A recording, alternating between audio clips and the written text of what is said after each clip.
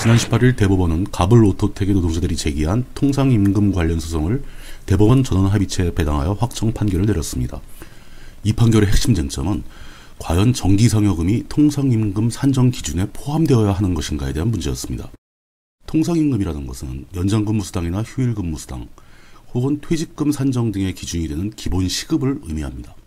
정기상여금 등이 통상임금에 포함된다면 과거의 산정 기준보다 통상임금이 훨씬 더 높아지게 됩니다.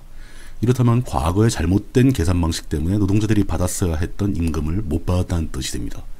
또 앞으로는 바뀐 기준에 의해 계산을 하게 되므로 자연스럽게 임금이 인상되는 효과도 나올 수 있는 것입니다. 재계의 추산에 의하면 이렇게 추가되는 임금이 연간 8조 원이 넘는다고 합니다.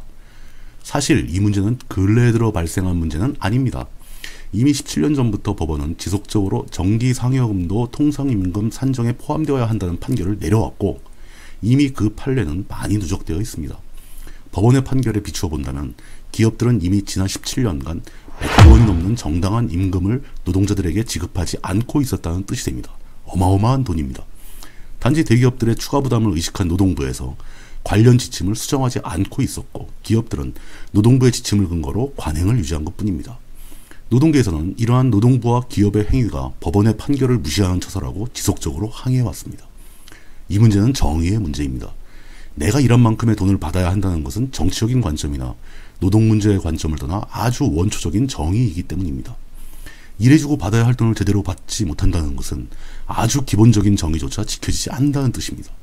하지만 대법원은 정기상여금을 통상임금 산정에 포함시켜야 한다고 판결하면서도 이해하기 힘든 이유를 대면서 과거에 주지 않았던 것을 소급해서 줄 필요는 없다고 판결을 내렸습니다. 이는 집권 초에 방미했던 박근혜 대통령에게 GM의 댄 애커슨 회장이 요구했던 것과 정확하게 일치하는 결과입니다. 즉 행정부의 수반인 대통령이 다국적 기업의 요청을 받고 법원의 기존 판결을 뒤집을 수 있도록 영향력을 행사했다는 의심을 하지 않을 수가 없는 것입니다. 대법원의 판결은 겉으로 보기에는 과거의 상식적인 판례를 지켰습니다. 하지만 복리후생비 등을 통해 빠져나갈 수 있는 구멍을 마련해 줬으며 소급 금지를 판결함으로써 우리 사회의 모든 노동자들이 과거 부당하게 받지 못하고 있던 임금을 더 이상 주지 않아도 된다고 결정을 내린 것입니다. 일각에서는 이미 이 판결의 위헌성에 관한 지적이 나오고 있기도 합니다. 대법원의 통상임금 관련 판결은 부당합니다. 기업들이 겪어야 하는 부담을 걱정해야 하는 것은 정부가 할 일이지 대법원의 임무가 아닙니다.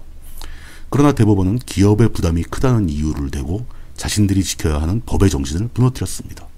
이런 이해하기 힘든 판결이 과연 누구의 힘에 의해 내려질 수 있었는지 이번 판결을 내리신 대법관님들께 여쭤보고 싶었습니다.